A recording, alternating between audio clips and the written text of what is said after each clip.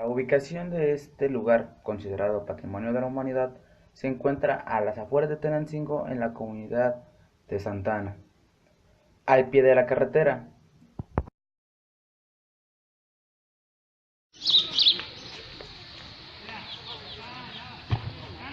De acuerdo a nuestra información obtenida a través de una entrevista a una maestra que labora en el Centro Universitario de Tenancingo, la universidad cuenta con 3 hectáreas, donde supuestamente en la área no ocupada por el plantel se querían llevar a cabo varios proyectos como lugares de campamento o demás centros recreativos. Desafortunadamente esto no ha podido ser por problemas legales o por el simple hecho de que por alguna razón no se ha podido hacer.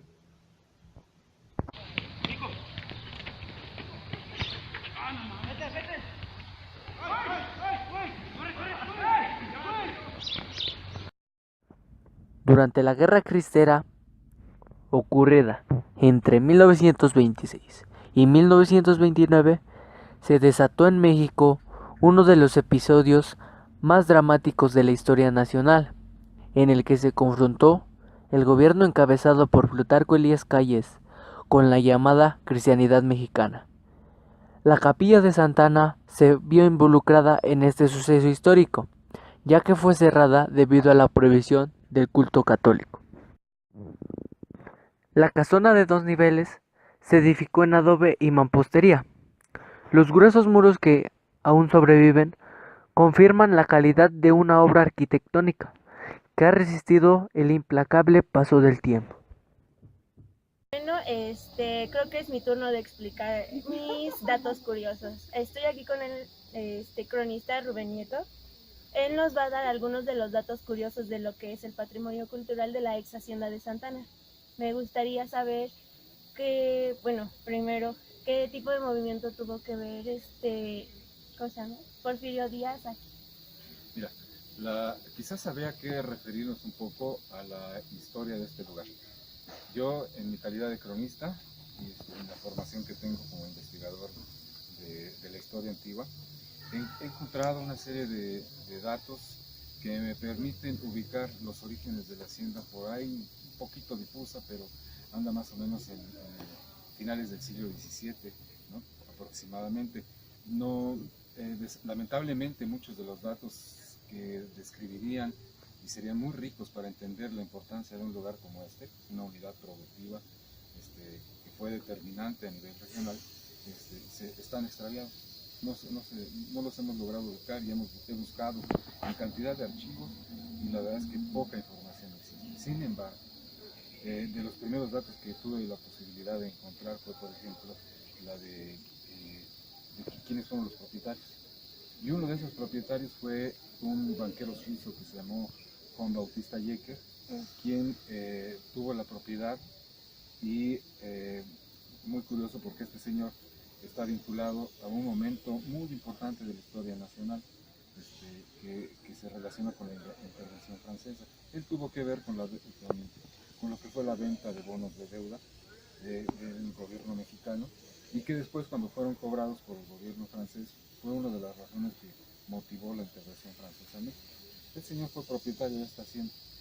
He consultado hasta con algunos de los profesores del plantel Pablo González Casanova y quienes también me han orientado, entre ellos el profesor Cristian y otros de los profesores de la Academia de Historia. Entonces, sí, ha sido bien importante también toda su información que como historiadores me pudieron proporcionar. Pues hasta ahorita va la cosa por ahí.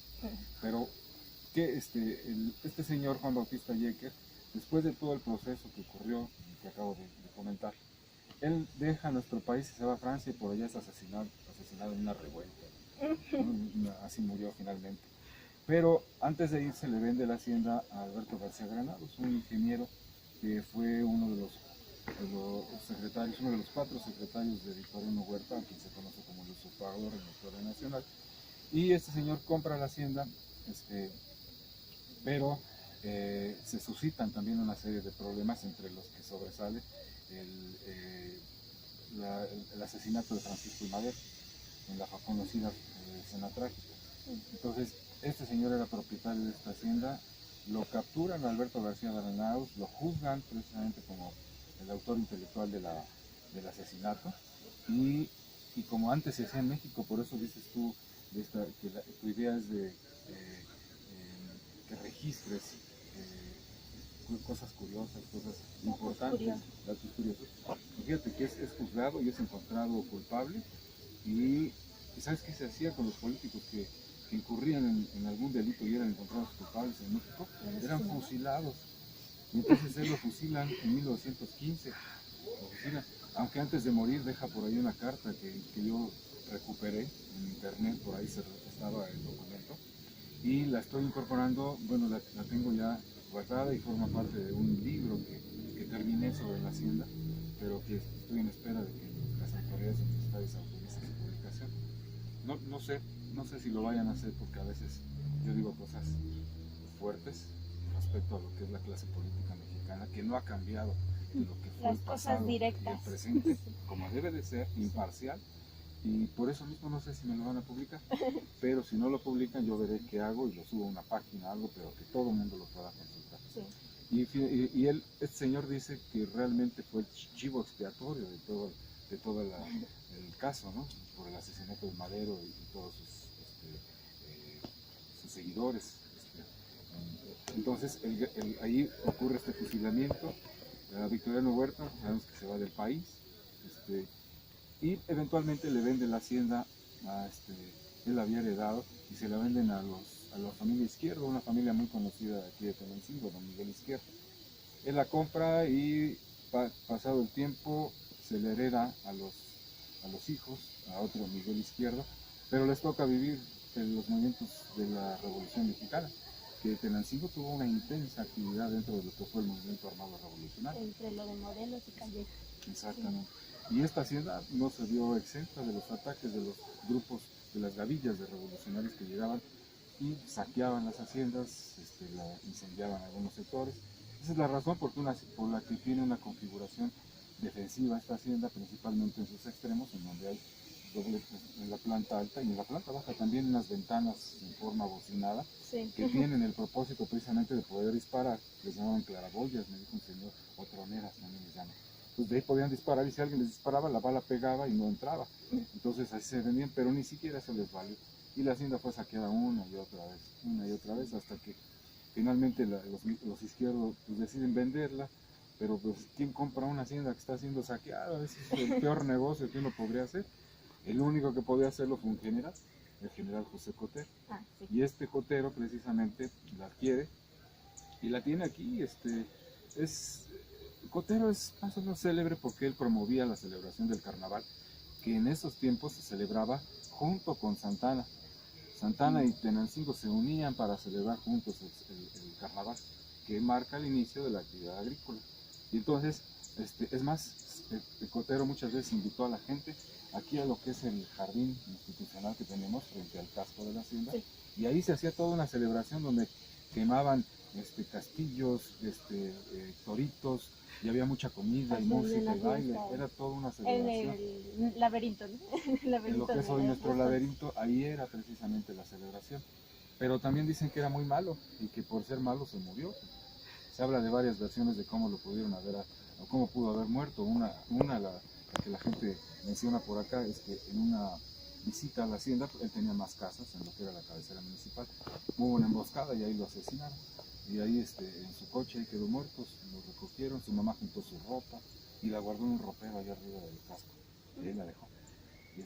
Pasó el tiempo, un día abrió, dice que una viejita que yo traje aquí, la señora Balcázar, vino, recorrió conmigo, ella conoció la hacienda en funcionamiento todavía. Ya después falleció la viejita, pero me dio los datos, eso es lo maravilloso. Y entonces ella comentó que la mamá de José Cotero vio algo y al ver eso murió. Entonces todo el mundo decía que a José Cotero había sido tan malo que se lo llevaron los diablos. Y que cuando su mamá abrió el ropero vio algo que la impresionó y falleció.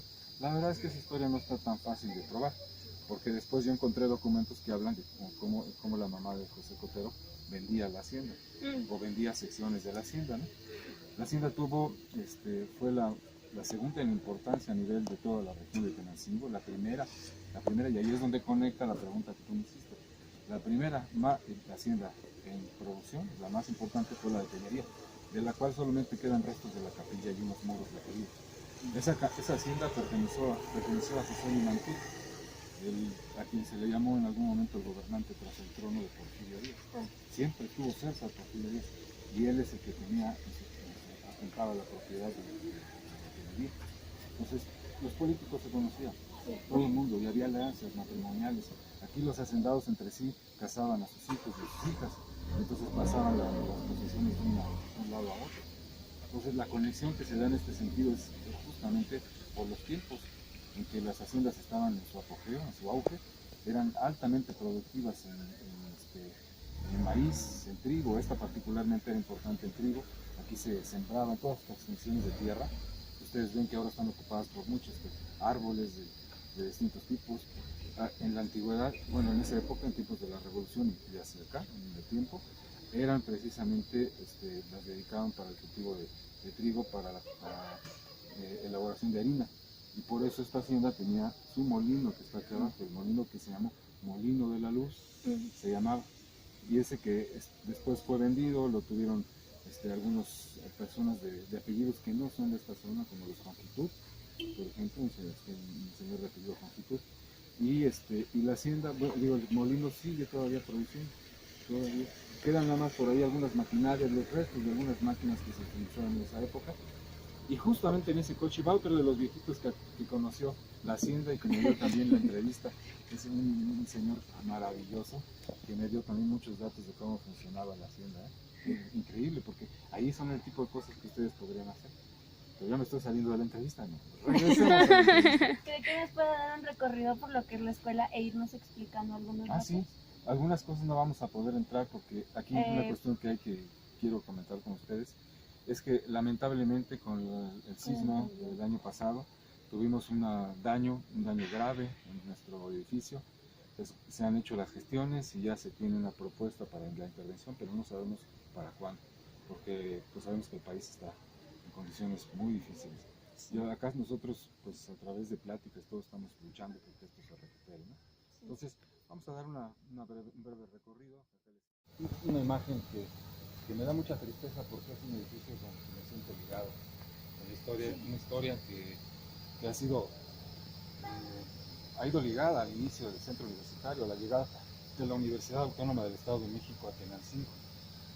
Desde que llegamos nosotros nos maravillamos con un lugar exuberante, con un lugar con una belleza, no solo de la vegetación, del entorno, sino también de este edificio que ahorita reclama realmente su rescate. Todas esas cosas que ustedes ven es el reclamo que el edificio hace para su rescate. Es tan fuerte que la magnitud del sismo que se sufrió no logró derrumbarlo. Está herido, pero sabemos que podemos recuperar. La esperanza está cifrada precisamente en esa bandera que fue la que yo puse y que mi papá me obsequió en alguna ocasión, y por la cual fui sumamente regañado porque me dijeron que era una falta de respeto, y no es respeto, ¿verdad? Que no.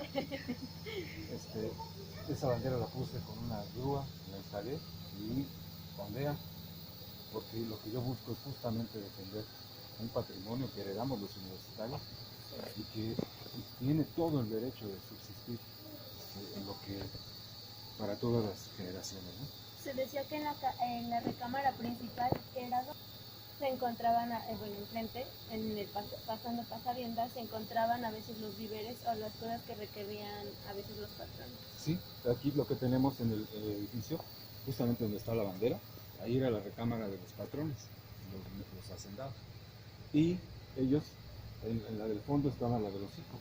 Allá lo que era, hasta hace poco funcionaba como nuestra sala de consejo.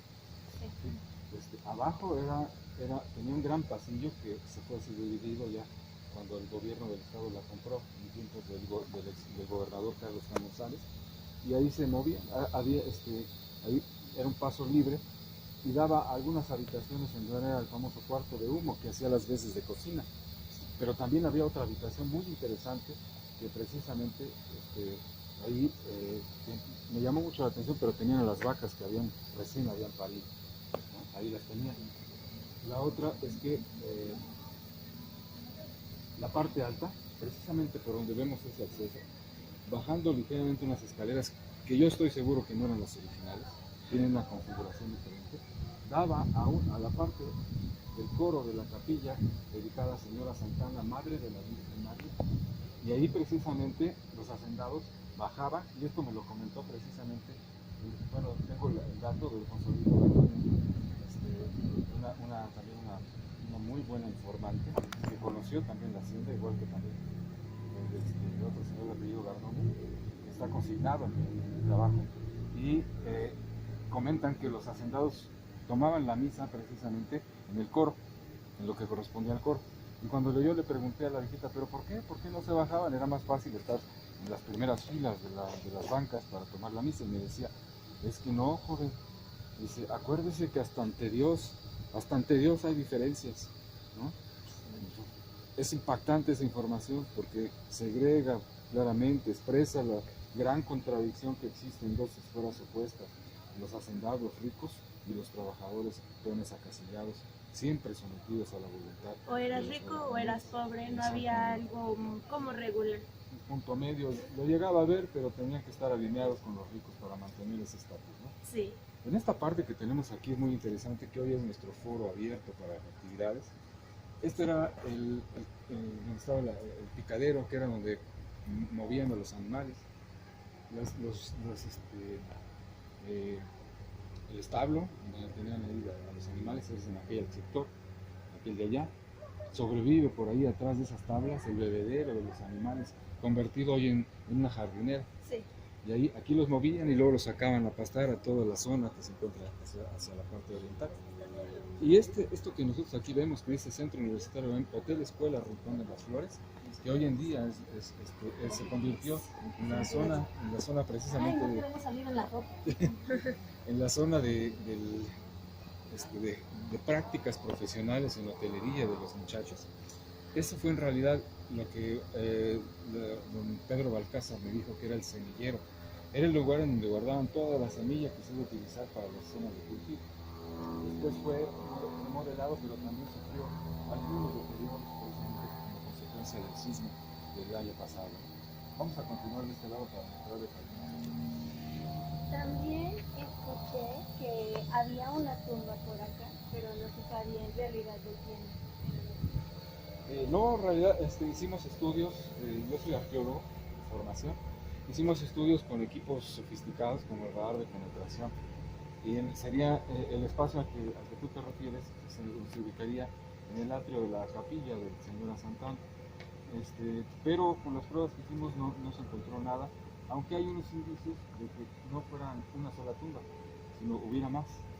Y es muy probable porque se convierte en un espacio restringido a las familias poderosas, dueñas de la hacienda, en donde al fallecer son sepultados en un lugar que no les es permitido a nadie más, solamente las familias de los hacendados.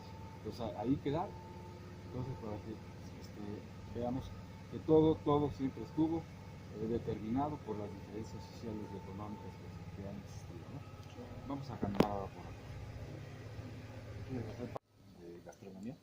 En este sector yo me venía a asomar a ver qué había en los cimientos y encontré huesos humanos, restos humanos que estaban ahí dispersos, sin orden, se ve que eran parte de un relleno que alguien lanzó por ahí, ¿no? Entonces, seguramente, o sea, los peones morían y los sepultaban en cualquier lado, de repente necesitaban tierra de relleno, metían, encontraban los huesos, pues es tierra, van mezclados y ahí los depositaban, Sí. ¿no?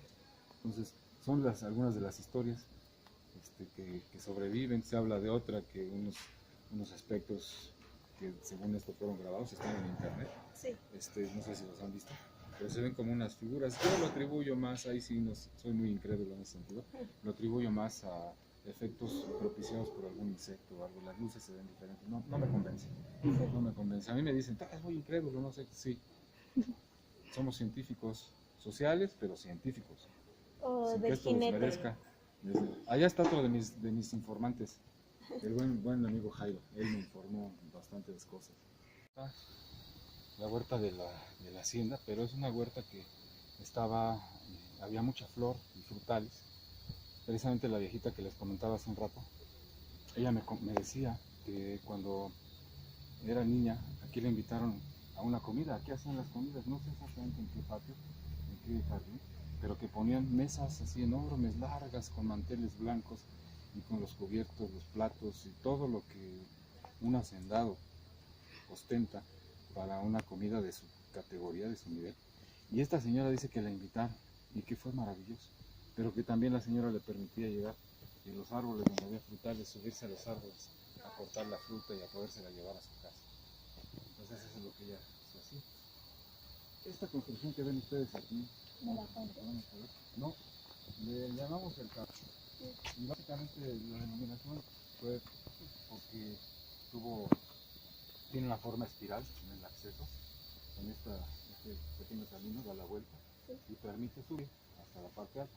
En la parte alta tiene ahorita los restos de lo que era un piso de barro y estuvimos pensando que pudiera haber sido un depósito de agua, no es así, pero más bien lo que un buen amigo especialista en monumentos históricos, el arquitecto Sergio Molina, él opinaba que se trataba de una construcción que hacía las veces de un kiosco.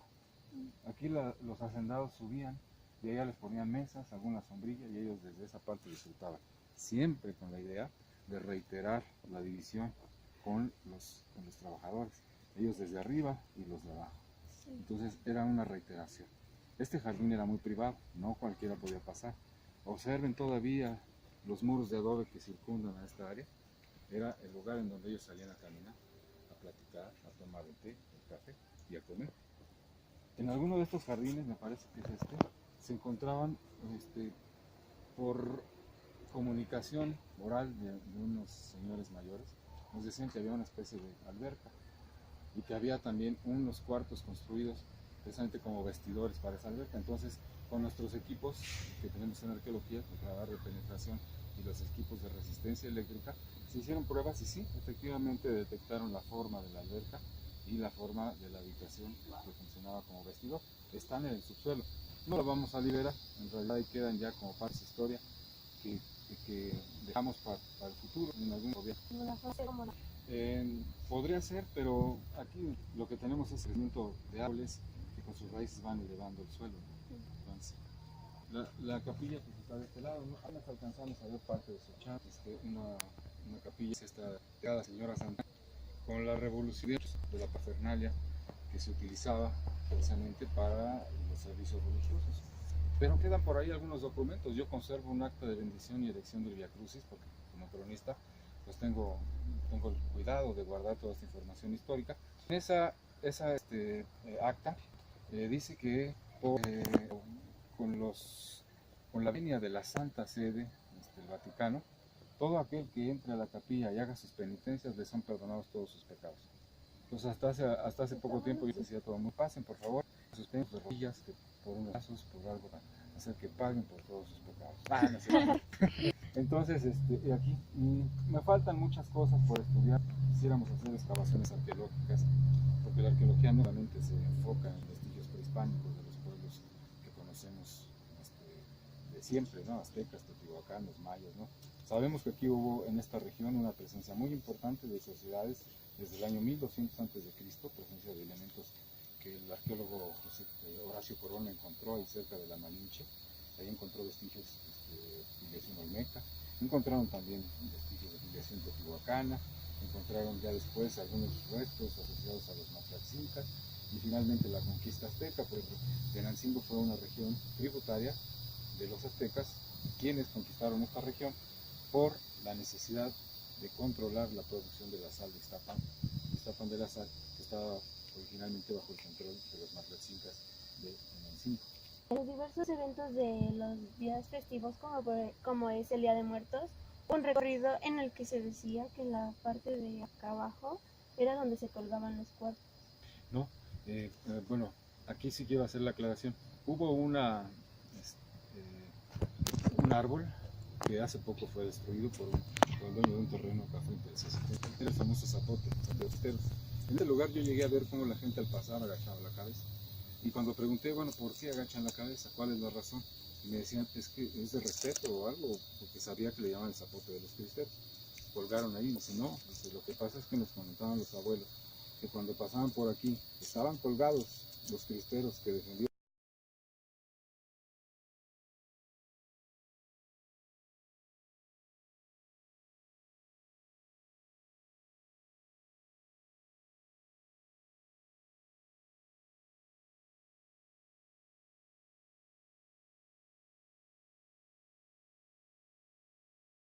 Los dejaron ahí como muestra de lo que quería el gobierno imponer.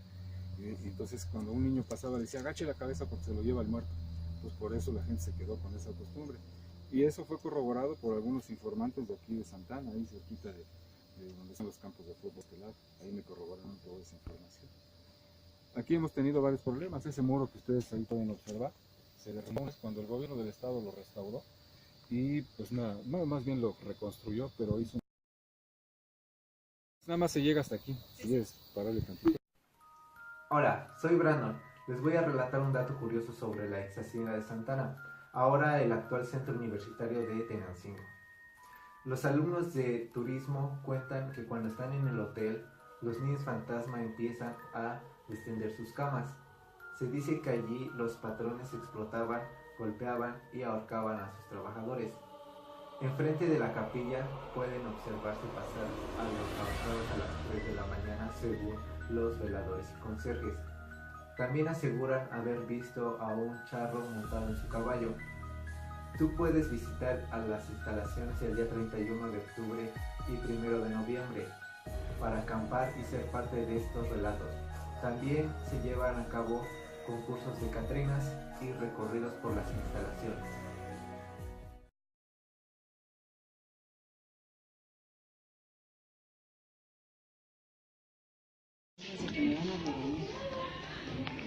Muévete que ya me quiero bañar.